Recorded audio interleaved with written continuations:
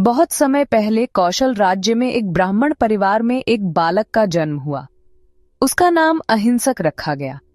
परिवार को विश्वास था कि यह बालक एक दिन महान विद्वान बनेगा। बचपन से ही अहिंसक अत्यंत बुद्धिमान और शास्त्रों का गहरा जानकार था। जैसे जैसे वह बड़ा हुआ, उसकी प्रतिभा और अधिक निखरती गई। जब वह तक्षशिला विश्वविद्यालय पहुंचा, तो वहां के सभी छात्रों में सबसे आगे निकल गया। उसकी तेज बुद्धि और ज्ञान देखकर अन्य शिष्य उससे ईर्ष्या करने लगे। धीरे धीरे उसके गुरु के मन में भी यह बात बैठ गई कि अहिंसक एक दिन उनकी प्रसिद्धि को ढंग देगा। गुरु के हृदय में ईर्ष्या इतनी गहरी हो गई कि उन्होंने उसे नष्ट करने की योजना बनाई। एक दिन गुरु ने उससे कहा कि यदि वह सच में अपने गुरु को प्रसन्न करना चाहता है तो 100 मनुष्यों की उंगलियां काटकर माला के रूप में लेकर आए। अहिंसक ने गुरु की आज्ञा को धर्म समझा और उसकी सत्यता पर विचार भी नहीं किया। वह जंगल में जा बसा और राहगीरों को मारकर उनकी उंगलियां काटने लगा। धीरे धीरे उसने अनेक निर्दोष लोगों की हत्या कर डाली। उसने उन उंगलियों की माला बनाकर गले में पहन ली। अब लोग उसे अहिंसक नहीं बल्कि अंगुलीमाल कहने लगे। उसका आतंक इतना फैल गया कि लोग उस जंगल से गुजरना बंद कर चुके थे।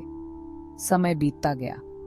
अंगुलीमाल की हत्या और हिंसा की घटनाएं चारों ओर फैल गईं। राजा ने उसे पकड़ने के लिए कई सैनिक भेजे, लेकिन कोई भी सफल नहीं हुआ।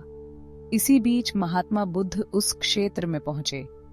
जब बुद्ध को पता चला कि इस जंगल में अंगुलीमाल नाम का डाकू लोगों को मार रहा है, तो उन्होंने निश्चय किया कि वे स्वयं उससे मिलेंगे।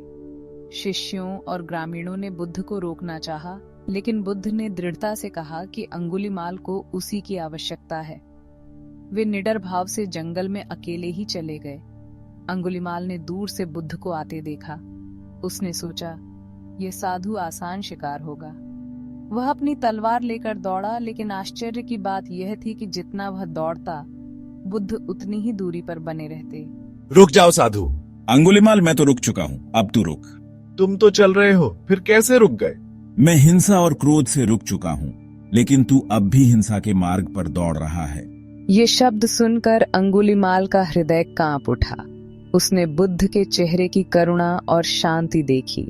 उसकी तलवार हाथ से छूट गई और आंसू उसकी आंखों से बह निकले। भिक्षु, मैंने बहुत पाप किए हैं। क्या मेरे लिए भी मुक्ति का कोई मार्ग है? हर मनुष्य बदल सकता है। यदि तू सच्चे मन से पश्चाताप करे और धर्म का मार्ग अपनाए तो मुक्ति तुझे भी मिलेगी। अंगुलीमाल ने उसी क्षण अपने जीवन का मार्ग बदल दिया और बुद्ध से भिक्षु बनने की प्रार्थना की। बुद्ध ने उसे संघ में स्वीकार कर लिया। अब वह अंगुलीमाल डाकू नहीं बल्कि बुद्ध का अनुयायी भिक्षु था। लेकिन समाज उसे इतनी जल्दी स्वीकार नहीं कर पाया। जब लोग भीख मांगते समय उसे पहचान जाते तो पत्थर मारते और गालियां देते। एक बार तो वह खून से लथपथ बुद्ध के पास आया और बोला, गुरुदेव, अब मैं हिंसा छोड़ चुका हूँ, फिर भी लोग मुझे दंड दे रहे हैं। पुत्र, यह तुम्हारे पुराने कर्मों का परिणाम है। इन्हें धैर्य से सहना ही सच्चा प्रायश्चित है। अब तेरा नया जीवन तुझे मुक्त करेगा। धीरे धीरे अंगुलीमाल का हृदय पूरी तरह करुणा से भर गया। उसने अपना शेष जीवन तपस्या, ध्यान और सेवा में बिताया। वह अब किसी जीव को हानि नहीं पहुंचाता था। अंततः अपने तप और करुणा से उसने निर्वाण प्राप्त किया।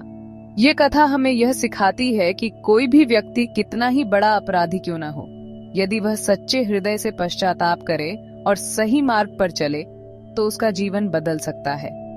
करुणा और प्रेम की शक्ति इतनी महान है कि वह हिंसा और क्रूरता के अंधकार को भी प्रकाश में बदल सकती है।